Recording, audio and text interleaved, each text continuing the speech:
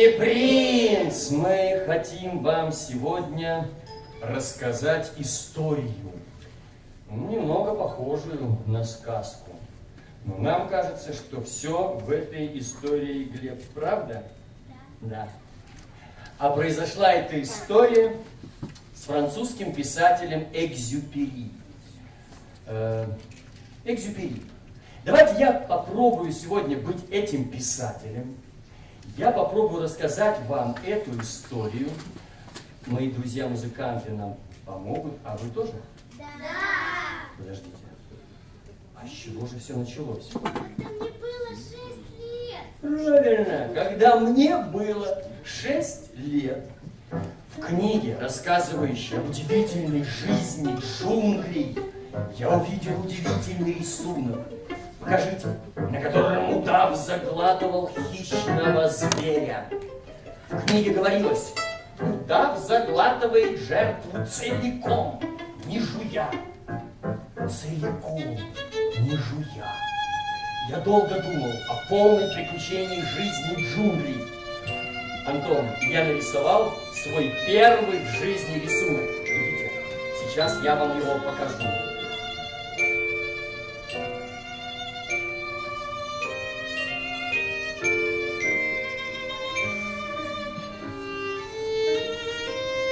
Зрители, всем видно? Это мой первый в жизни рисунок. И потом я показал его взрослым. Ага, взрослые. Взрослые, посмотрите. Ну что, вам страшно? Разве шляпа страшная? Это была совсем не шляпа. Это был удав, который проглотил слона. Тогда Вера нарисовал удава изнутри, чтобы взрослым было понятней. И ведь все нужно объяснять. Сейчас увидите, вот удав изнутри, глаз, ухо. Это одна нога, вторая, третья. Сколько вообще ног? 4. Слава богу, что не 40. Хорошо. Вот 4. Все, Вера, спасибо. Вот, взрослые, посмотрите, удав изнутри. Но взрослые посоветовали мне не рисовать удава ни изнутри, ни снаружи, а побольше интересоваться Географией, арифметикой и историей. географией, арифметикой, историей. И вот так я не стал художником. Из-за своих неудач с первыми рисунками я потерял веру в себя. Потом я вырос. Я долго жил среди взрослых. Я видел их совсем близко. И от этого не стало думать о них лучше. И каждый раз, когда я показывал свой рисунок, они говорили: Это шляпа! шляпа. И я уже больше не говорил с ними ни о джунглях, ни о приключениях, ни об удавах, ни о звездах. Я говорил с ними о заработной плате, о политике, о галстуках, о политике еще раз. И они были очень рады, что встретили такого. Так и жил я в одиночестве. И не с кем мне было поговорить по душам. И вот, наверное, поэтому.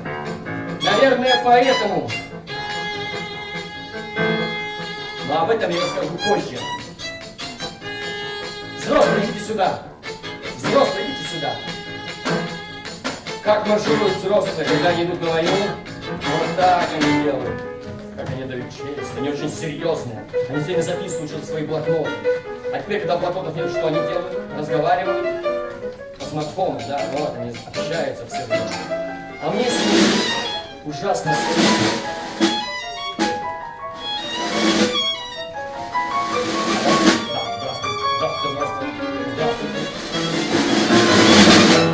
Неплохо. А у вас как хорошо? Отлично, хорошо. А вы что прячетесь? Давайте, смирите. Хорошо. Так жил я в одиночестве, и не с кем мне было поговорить по душам.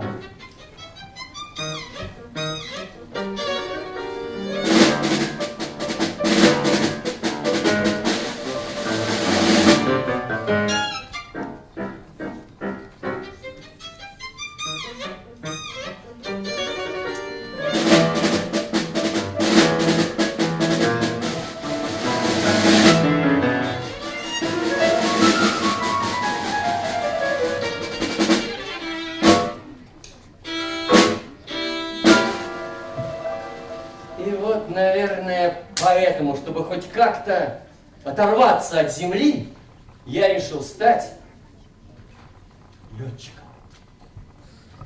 Я научился водить самолеты, и, по правде говоря, география мне очень пригодилась. Я научился водить самолеты. Я с первого взгляда мог отличить Аризону от Амазонки, а это очень полезно, когда ночью собьешься с курса. Я облетел чуть ли не весь мир. Я отвозил людям письма. Держите, это для вас, раздайте всем. Там для вас небольшой подарок от Антуана де Сент-Экзюпери. В конце нашего спектакля он нам пригодится. И все же жилось мне одиноко. И не с кем мне было поговорить по душам. И вот однажды, пролетая над Африкой,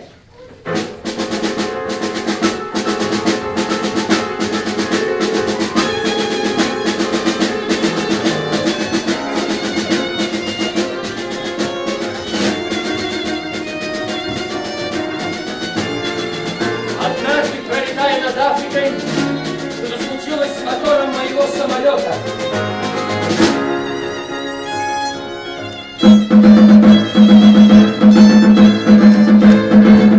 И мне пришлось сделать вынужденную посадку.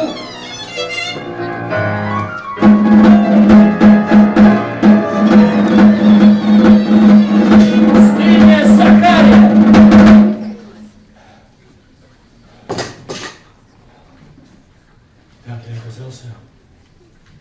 Как я оказался в безжизненной пустыне, где на 1000 миль вокруг меня не было ни одной человеческой души.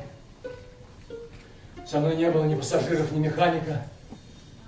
И мне оставалось либо починить мой самолет, либо погибнуть, потому что воды у меня оставалось буквально капля. И мне нужно было ее беречь. Итак, первый вечер. Я уснул на песке пустыни, где на 1000 миль вокруг меня не было ни одной человеческой души.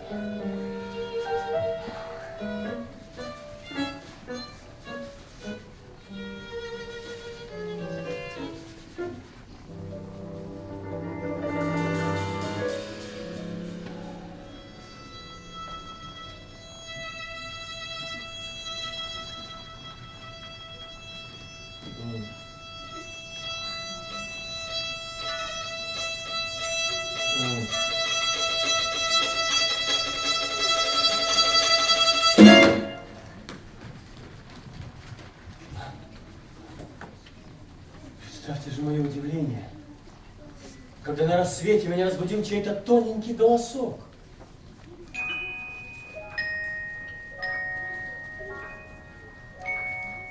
Пожалуйста, нарисуй мне барашка. Я вскочил, вон до мной грянул гром, стал оглядываться и увидел маленького человечка, который серьезно смотрел на меня. Наконец, когда он ко мне вернулся до речи, я спросил: но малыш, что ты здесь в пустыне делаешь? Пожалуйста, нарисуй мне барашка.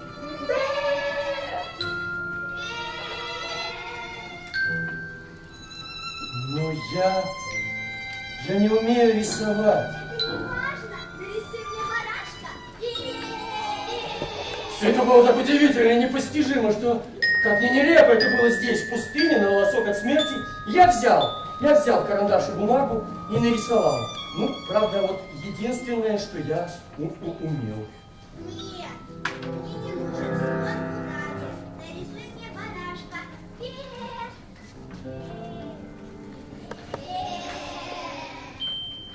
Я прожил огромную жизнь. Я не скажу, сколько лет. Я никогда не пробовал рисовать барашка. Но я вижу в зале замечательную бабушку, которая, может быть, когда-нибудь рисовала. Есть в зале? Попробуйте нарисовать. А вдруг вы окажетесь в пустыне? Идите к нам. Нет? Кто? Нет, дети меня не интересуют. Меня интересуют люди, которые притворяются взрослыми. Тогда ваша дочь, наверное, нам поможет. Пройдемте сюда. Пройдемте. Знаете, вы оказываетесь в пустыне, а к вам подходит вот такая ватага молодых ребят и говорит: как вас зовут? Иришка. Поддержите Иришку. И говорит: нарисуй меня барашка. Ну что?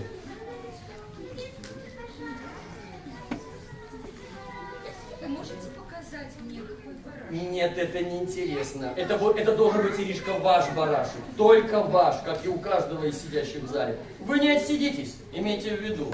Вы тоже будете рисовать барашек. Не понял. Так это, а мы на художника попали, на настоящего? О, ничего себе. Сейчас вы увидите. Иришка, какой художник? Пикассо просто отдыхает просто. Он еще и добрый к тому же. Отлично. Нет, извините. Подожди, пусть похлопают сначала, извини. Проводите нас, проводите, ребята. Этот барашек слишком хилый. О, Иришка, простите, но этот ребенок сказал, что барашек слишком хилый. Давайте я попробую. Я тоже не художник, но я попробую. Раз этот хилый, мы нарисуем другого. Мы нарисуем другого.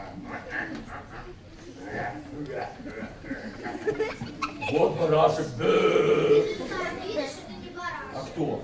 Это не баран, не бараган. Это не другого. У меня кончилось терпение. Мне нужно было поскорее отремонтировать самолет. И я наскоро нацарапал ящик с 3 дырочками для воздуха и сказал: вот тебе ящик, а в нем именно тот барашек, какой тебе нужен. На кого же было мое удивление, когда мой строгий судья просиял! Это то, что нужно! А как ты думаешь, хватит ли моему барашку травы? А почему ты спрашиваешь? Потому что откуда я прилетел, всего очень мало. И не волнуйся, я нарисовал тебе совсем маленького барашка. Посмотри в окошечко. Такой уж он и маленький. Да нет, он маленький-прималенький. Он, видите, он там... Тише! А что? Кажется, он уснул. Кажется, он уснул.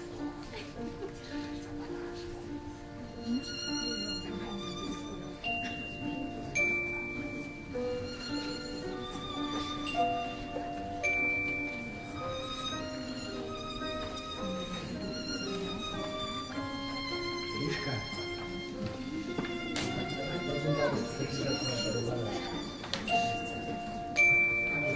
Он уснул. Спойте ему колыбельную песню. Пожалуйста, нарисуй мне барашка. Нет, не вы. Могу на барашка? Мистер, посмотрите за моим барашком, хорошо? Ладно,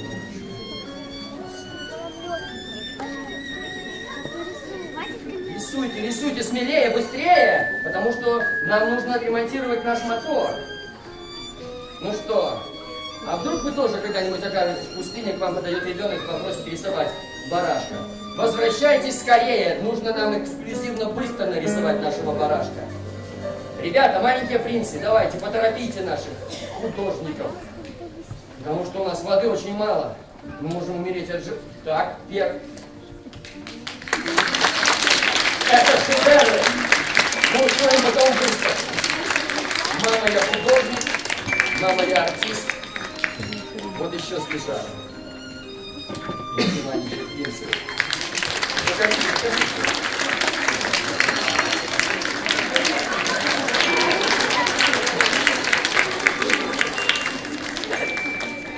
Да,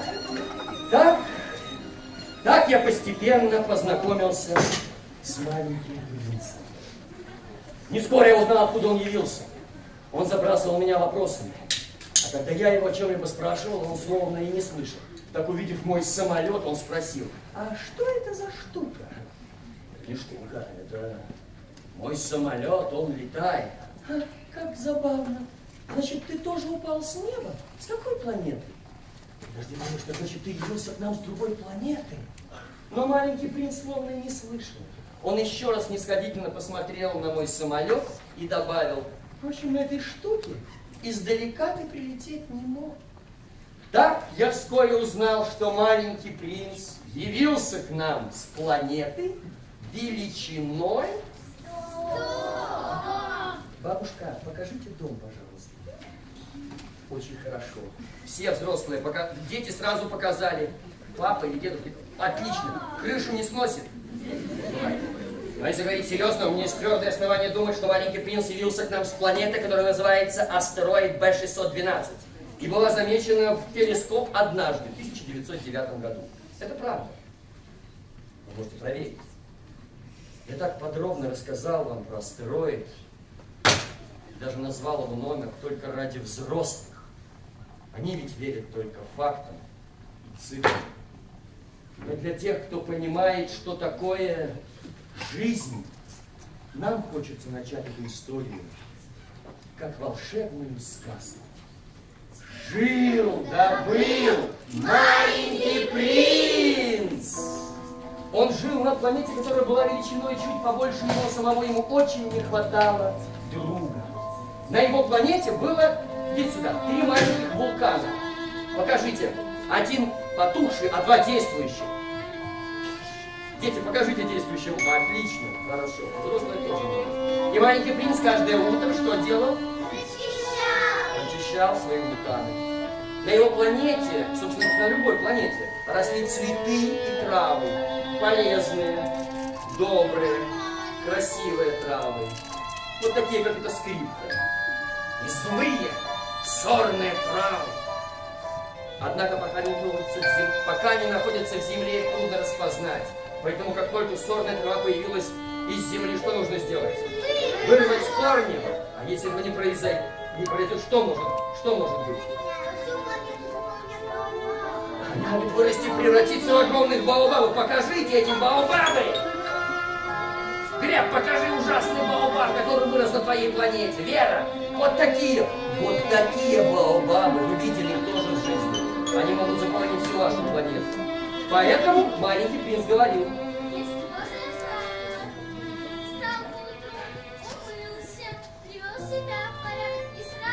Наведи порядок на своей планете! Маленький принц наводил каждое утро порядок на своей планете. А мы с вами, как маленький принц, я вскоре узнал, какой однообразной и грустной была его жизнь. Ведь его единственным развлечением было, что? Любоваться закатом солнца. Ну что, будем любоваться? Идите ко мне. Сейчас мы устроим небольшую игру. Мы будем видеть разные закаты. Кому понравится закат, поднимайте руку.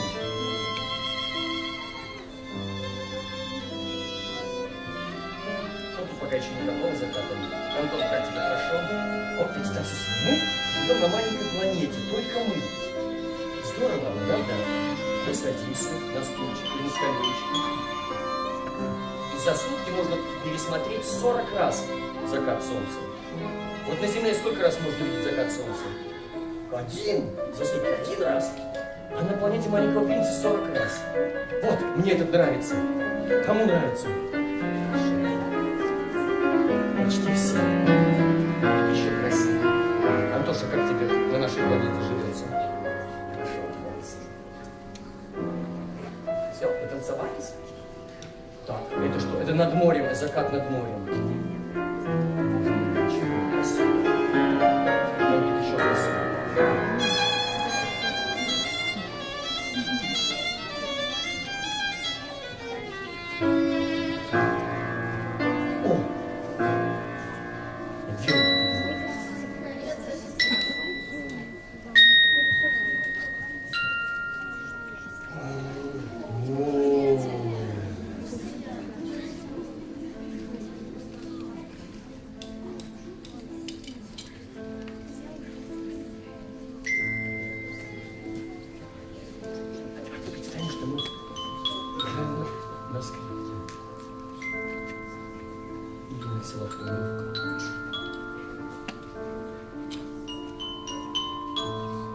О, это же новое, да?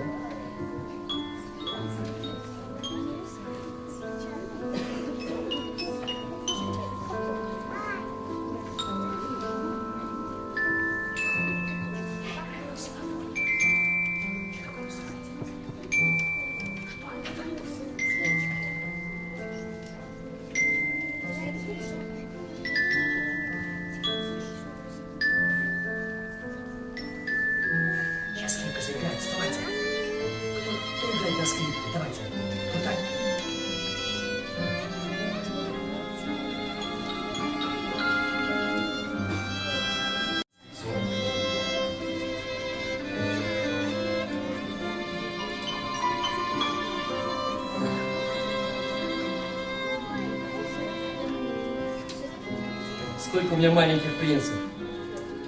Не сосчитать. Здорово.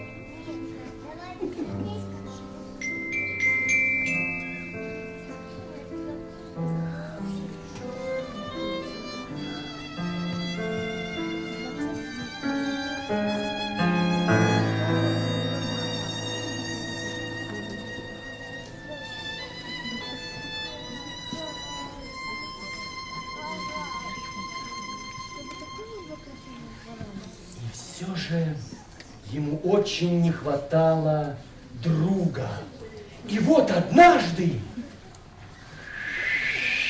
Ну, не слышу. Ветер принес на планету маленького принца. Маленькое что? Он затаив дыхание следил за тем, что будет дальше. А вдруг это баобаб?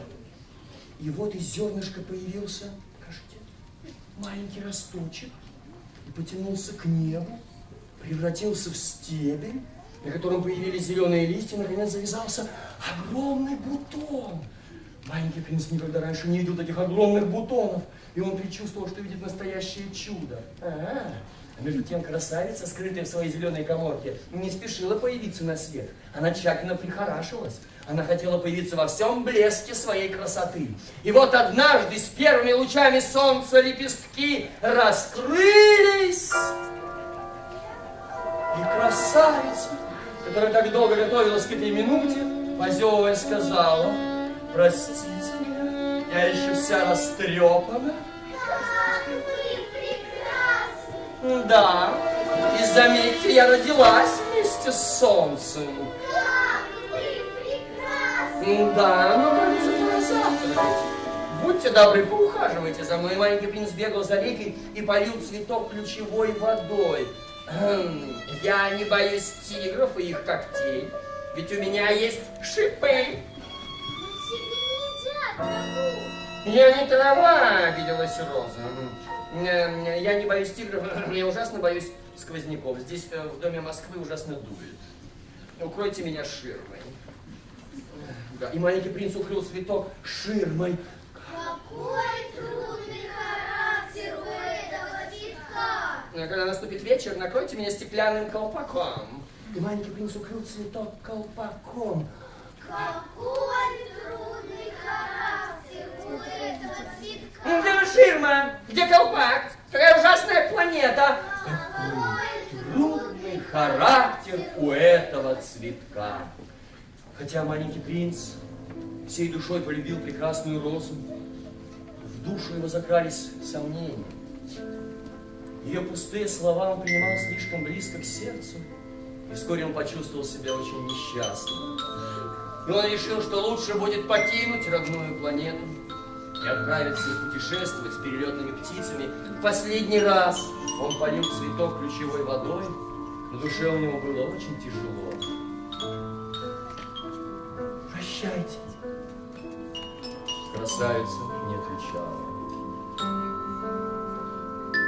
Прощайте.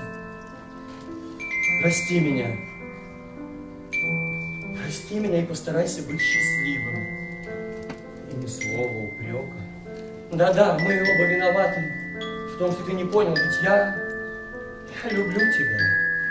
Но если задумал уходить, то уходи. Я оставлю вам ширму. Не нужна мне ширма. Но ветер, ночная свежесть пойдет мне на пользу, ведь я цветок.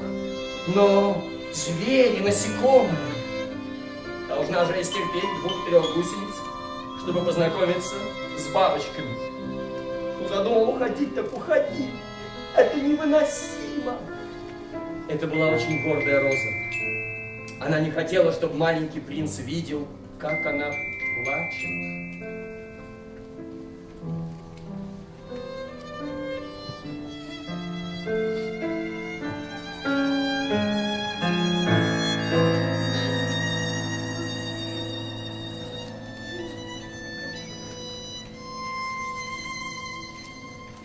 И маленький принц отправился в путь.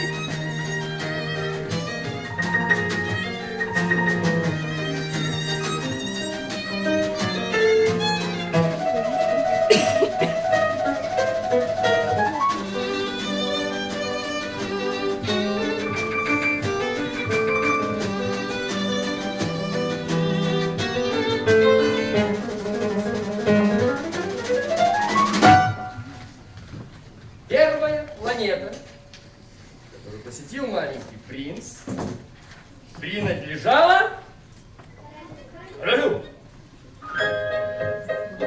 Он восседал на троне простом, но все же величественно. И его мантия покрывала всю планету. Скривился. Что ж такое?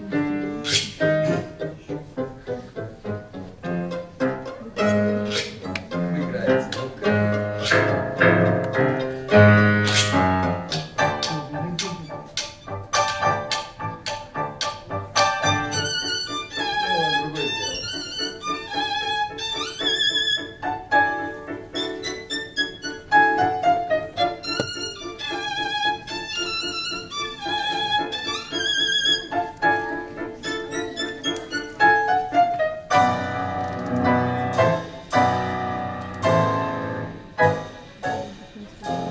При появлении маленького принца он очень обрадовался. Наконец появился кто-то, для кого он мог быть королем. А, вот и подданный.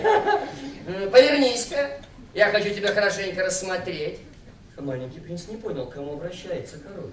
Ведь он видел его впервые. Он не знал, что короли смотрят на мир однообразно. Для них все люди подданные.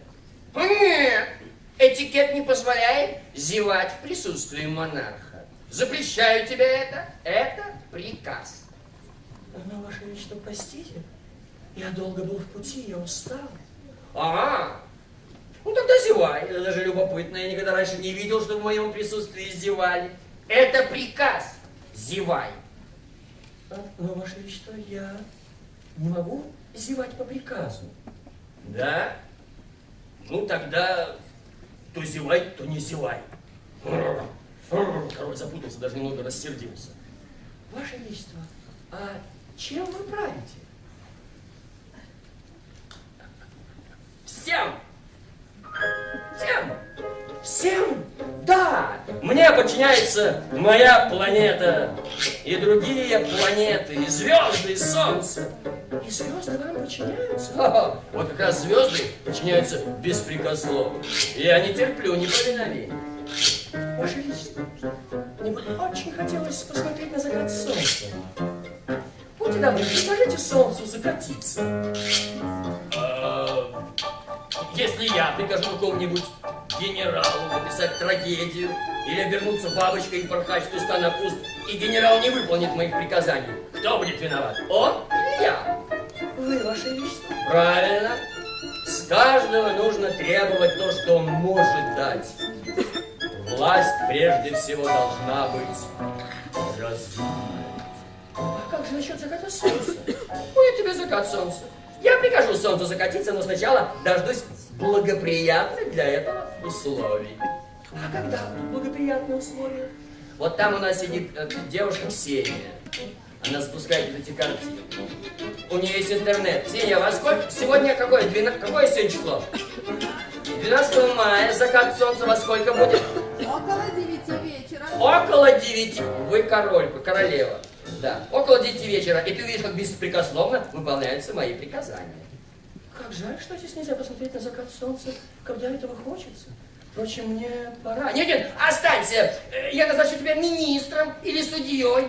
Но здесь некого судить, Ваше Величество. Останься, Ваше Величество. Если вы хотите, чтобы ваши приказания исполнялись, прикажите мне незамедлительно отправиться в путь. Условия для этого самое благоприятное. И маленький принц отправился в путь.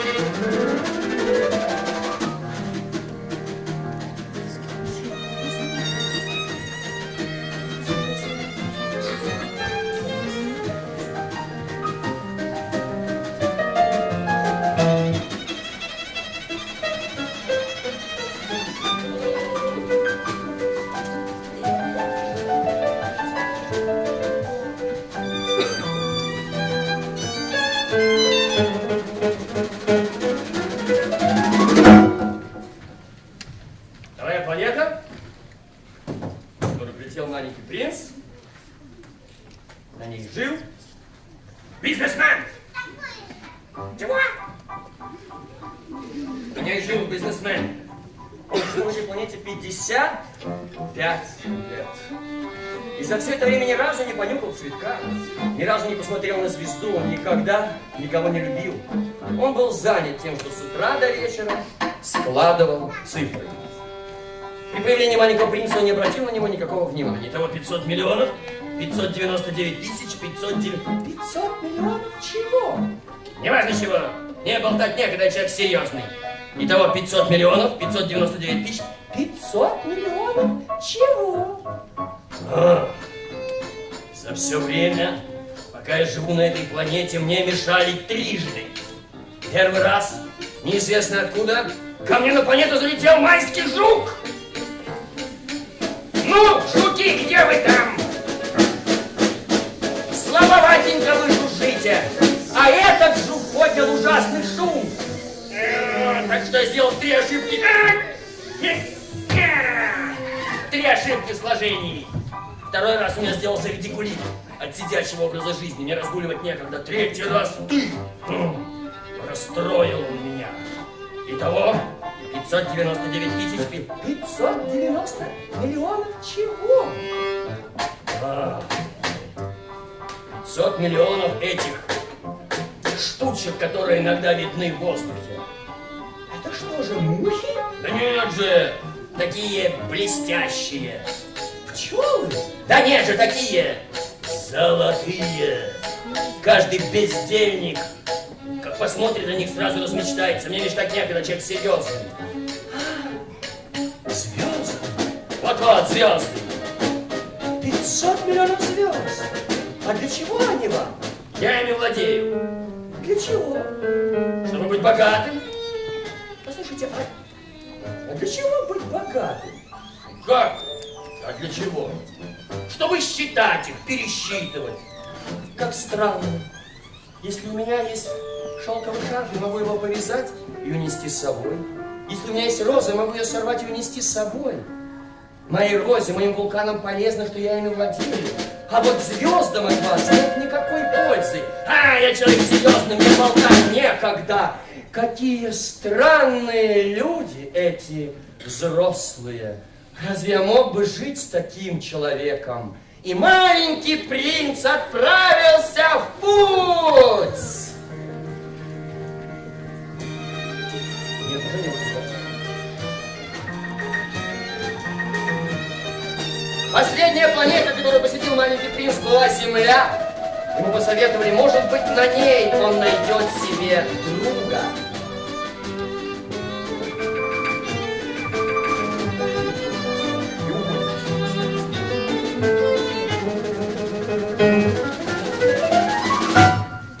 Земля планета непростая. На ней насчитывается 289 тысяч бизнесменов, несколько миллионеров, несколько миллионов пьяниц, всего несколько миллиардов взрослых.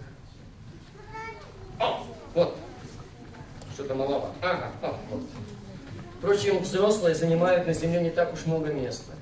Если бы все они сошлись в одном месте и стали плотной толпой, они бы заняли территорию в несколько десятков километров в ширину и столько же в длину. Представляете?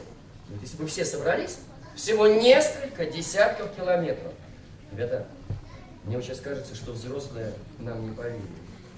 Они себе кажутся, что они занимают очень много места. Они кажутся себе важными, как кто? Как баобабы, покажи. Вот так, вот, да. А еще круче вообще такие баобабы, они жуткие. Вот такие бывают баобабы. И так, попав на землю, маленький принц не увидел ни души.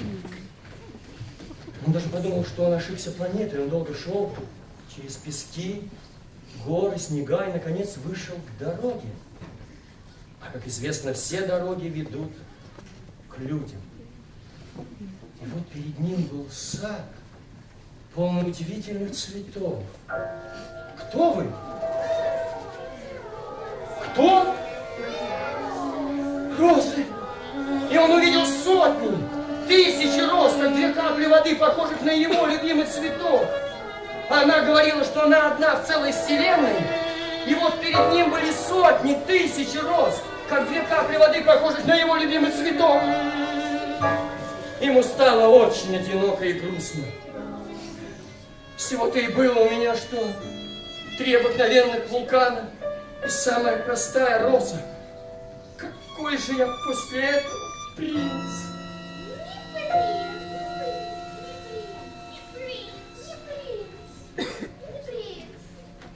Маленький принц лег в траву и заплакал. И вот тут-то появился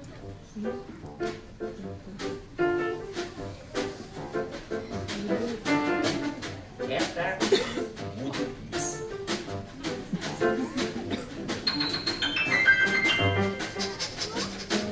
Здравствуй. Здравствуй, ты где? Я здесь, под яблоней. Какой ты красивый. Поиграй со мной, мне скучно. Я не могу. Я не приручен. А как это приручить? О, это давно забытое понятие. Это значит создать узы. А как это создать узы? Ну вот ты для меня всего лишь мальчик, как 100 тысяч других мальчиков. А я для тебя всего лишь лисица, как 100 тысяч других лисиц. Ты мне не нужен, и я тебе не нужен. Но если ты меня приручишь, мы будем нужны друг другу. Ты для меня будешь один в целом свете. И я для тебя буду один в целом свете. Кажется, я начинаю понимать. Была одна роза.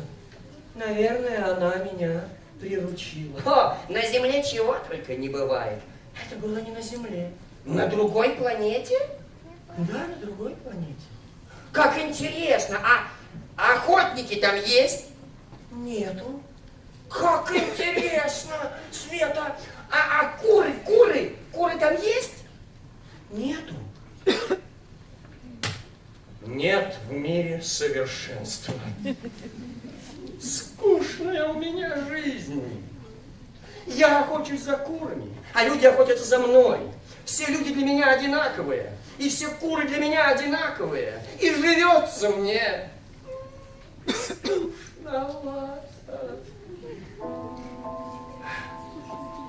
Но если ты меня приручишь, моя жизнь словно солнцем озарится. Твои шаги я узнаю среди сотен других. Твоя походка позовет меня словно музыка, и я выйду из своего убежища. Приручи меня. Я не могу. У меня нет времени. Мне нужно найти друзей, узнать много разных вещей. Узнать можно лишь те вещи, которые приручил. Люди забыли об этом.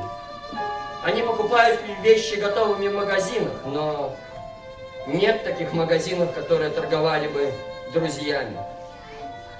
Если ты хочешь найти друга, приручи. Ну, приручи меня. Хорошо. А что я для этого должен делать? Стань вот там, подаль, и молчи. Молчи. Слова все только портят.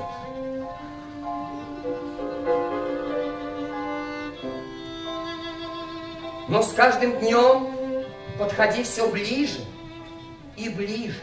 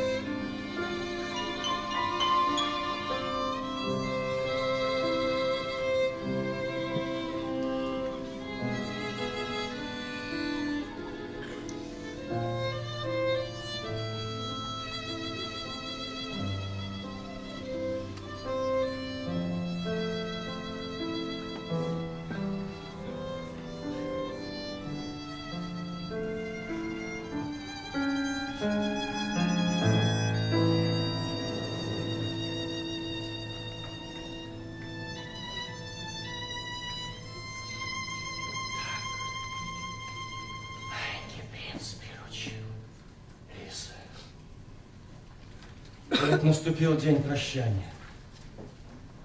Прощай. Я буду плакать о тебе. Ты сам виноват. Ты сам пожелал, чтобы я тебя приручил.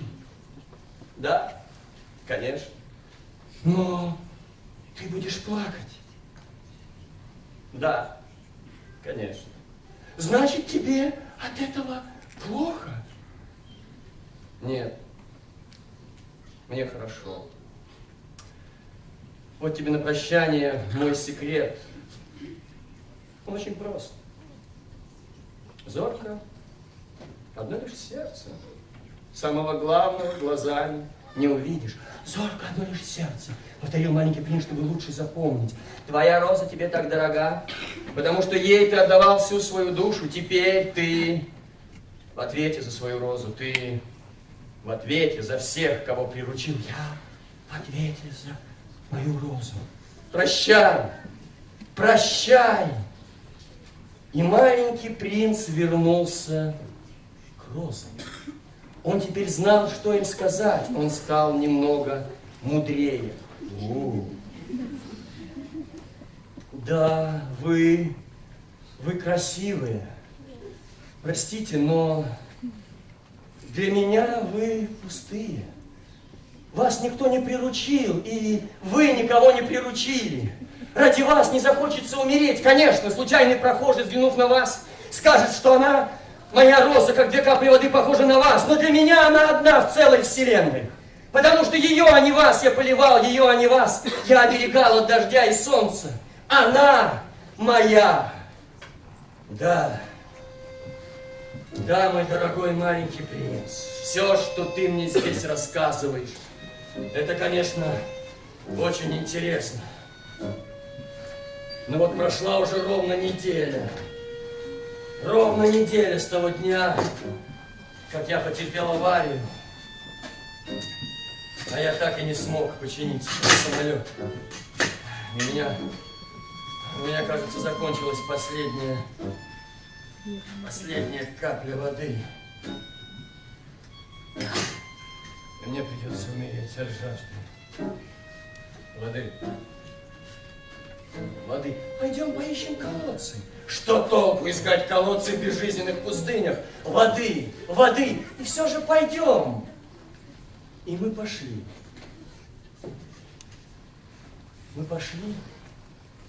И маленький принц сказал: а знаешь, чем хороши пустыни?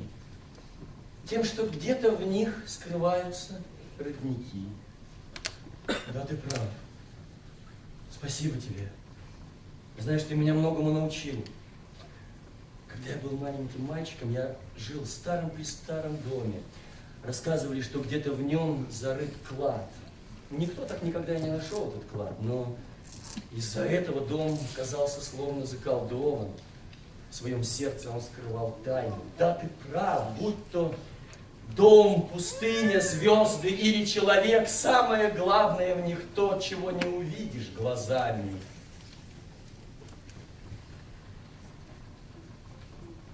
А потом он уснул. Он уснул, и я взял его на руки. Мне казалось, я несу хрупкое сокровище.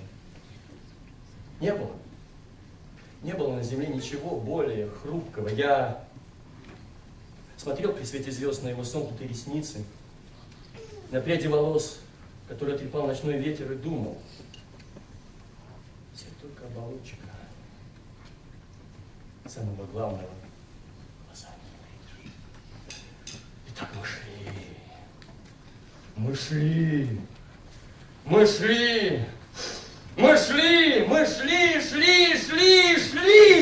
И на рассвете мы вышли к колодцу. Это было похоже на чудо. Это был настоящий колодец с ведром, воротом и веревкой. И мы набрали эту воду. И мы набрали эту воду. И мы пили. Мы пили эту воду. Это была непростая вода. Она родилась из нашего долгого пути под звездами, из нашего ожидания, нашей веры, нашей надежды. нашей любви, словно мы заново родились, словно мы воскресли.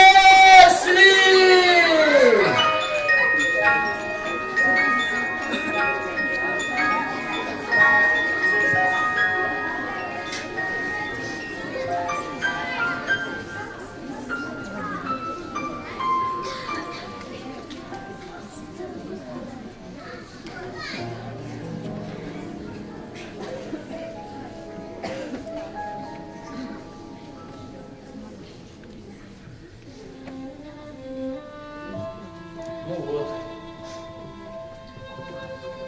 Вот и вся история о маленьком принце.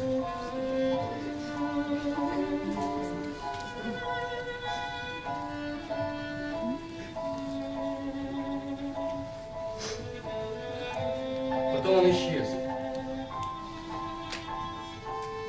Он исчез, и я уже больше никогда не видел его на земле. Я починил свой самолет и вернулся домой.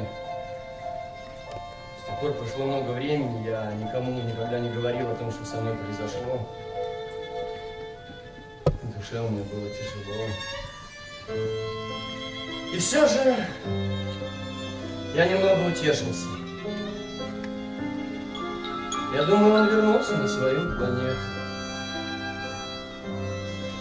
И с тех пор я полюбил слушать звезды по ночам. Словно 500 миллионов маленьких бубенцов тихонько смеются для меня.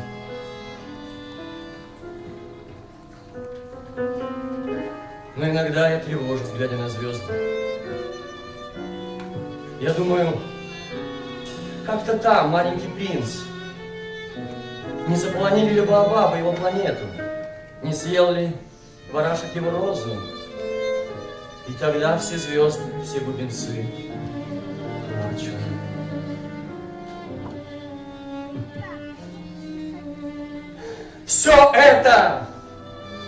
Все это удивительно и непостижимо. Весь мир для вас становится иным, если вы верите, что где-то в отдаленном уголке Вселенной живет маленький принц. Взгляните на звезды, взгляните на них и спросите себя, жива ли та роза, жив ли маленький принц, и вы увидите, как все вокруг станет иным. И никогда ни один взрослый не поймет, как это важно. Нет.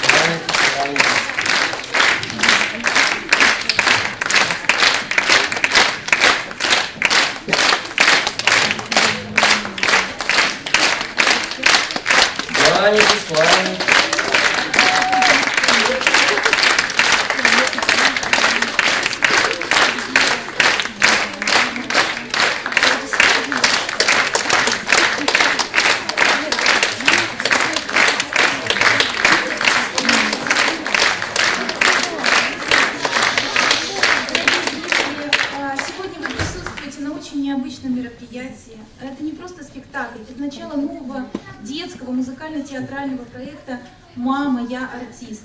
И сегодня мы выступили на этой сцене благодаря колоссальной поддержке, в том числе и материальной, наших невероятных родителей. Мы искренне признательны всем тем, кто принял участие в подготовке проекта и помог осуществить сегодняшний показ. Но прежде чем поблагодарить вас лично, мы скажем нашу сакраментальную фразу сейчас. Все дети готовы или еще нет? Нет, не все. Хорошо, У кого есть самолетики. Приготовьте их. Ну, воображаемые. Мы же сегодня доказали, что самое главное – это воображение. Самого главного глазами что?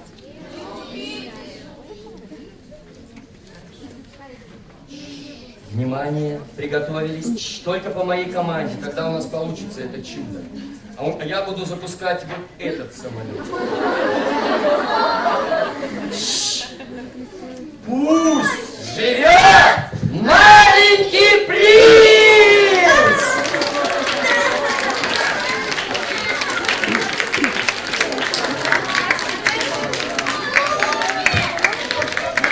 Можете похлопать еще раз ему?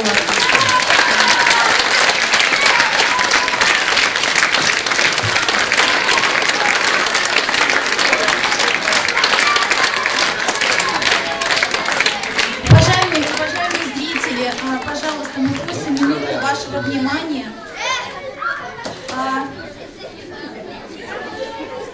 Наш спектакль, который мы приготовили с Александром Ждановичем, подошел к концу, но после небольшого антракта, буквально 10-минутного, мы покажем вам то, что мы готовили с нашими маленькими артистами самостоятельно. И результат того пути, который мы прошли с ними вместе, постигая тайны актерского мастерства и соприкасаясь с музыкой Глебова, мы подытожили показом сегодняшним, а также показом школьным, который мы осуществили в нашей замечательной гимназии 56-й.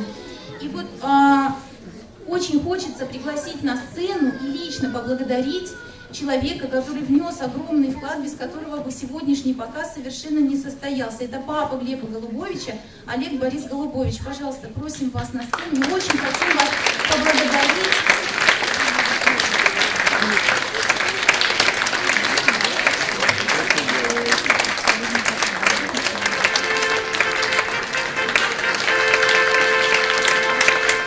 Спасибо вам огромное. Наша искренняя сердечная благодарность вам. Эти аплодисменты.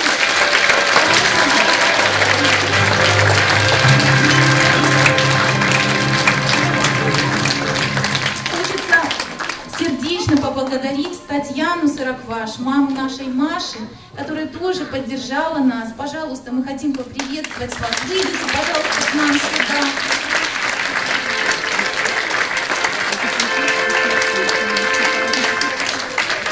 Это наши удивительные, неравнодушные родители, которые позволяют своим детям творить вот такие чудеса. Дорогие друзья, сегодня в зале присутствуют воспитанники детского дома номер 7 «Семья». И их присутствие в нашем зале сегодня состоялось благодаря тоже нашим двум удивительным мамочкам, Наталье Дроздовой и Ольге Малафей. Мы тоже просим вас выйти сюда. Мы хотим вас поблагодарить нашими аплодисментами, выразить вам наше восхищение, искреннюю благодарность. Мне кажется, эти детки получили совершенно удивительные впечатления, эмоции. Пожалуйста.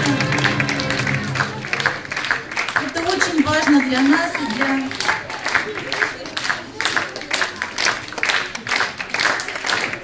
нашего. Да. Спасибо вам огромное. Спасибо.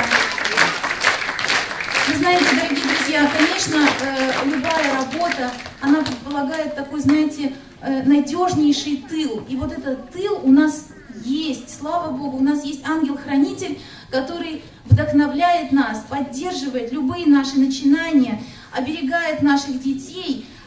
Это наша удивительная классный руководитель Светлана Владимировна Лапикова. Мы хотим вас поприветствовать, хотим, чтобы все вас увидели.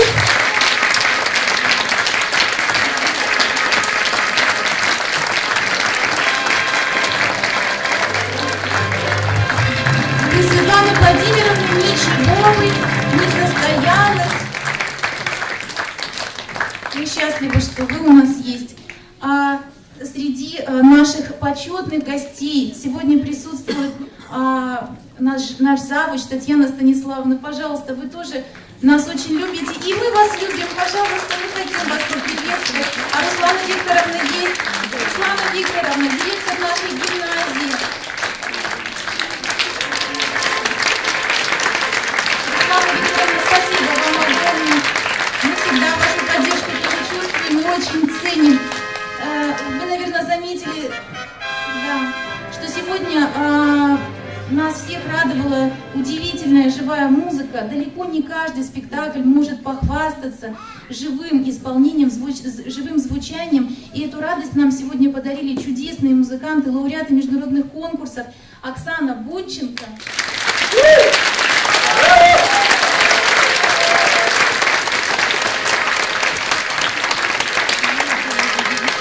И Илья Степанов.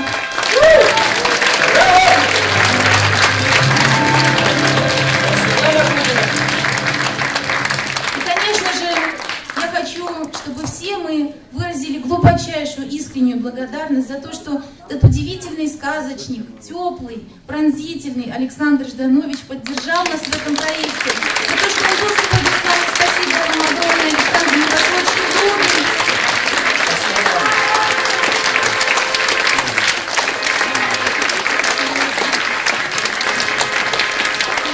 Светлана Кудина, пианистка, вообще так понял, что душа всей этой компании.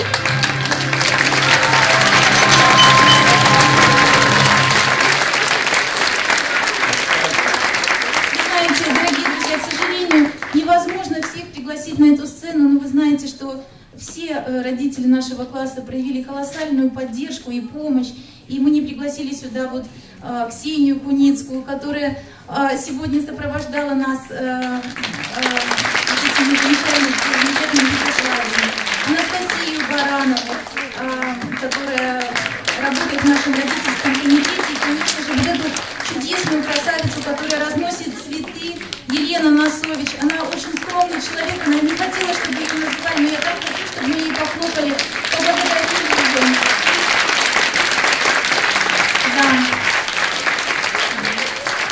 Да, сейчас еще одна наша мама, вот Ксения, хочет пару слов сказать. Добрый вечер, уважаемые друзья. Просто наша скромная Светлана Кудина, которая отвечает сегодня за микрофон, собственно говоря, и за вручение цветов, это потрясающе скромный человек, но мы не можем обойти стороной, не сказать эти слова в ее адрес. Вот эта вся авантюра, которая сегодня собрала здесь абсолютно разных людей. И, казалось бы, близкие, родственники, кто пришли поболеть за своих малышей, знакомые по работе, может быть, просто друзья семьи, но именно сегодня вот это мероприятие собрало нас всех здесь, в этом зале, и вот эта энергетика, которая сплотила нас, она, правда, создает какое-то волшебство, вот такое же самое волшебство, которое проходило сегодня здесь на сцене. И ведь, правда, родилась вся эта идея с авантюрой. Светлана, которая решила моноспектакль, который играет наш известный Александр Жданович, и просто каким-то образом вовлечь сюда 25 человек детей и из моноспектакля сделать настоящее чудо, которое было у нас на школьной сцене, а после этого еще одна авантюра появилась, все это вынести на большую сцену и соединить профессиональных актеров и непрофессиональных наших маленьких деток. Спасибо ей огромное за это, за этот праздник и за все, что мы здесь сегодня увидели. Браво!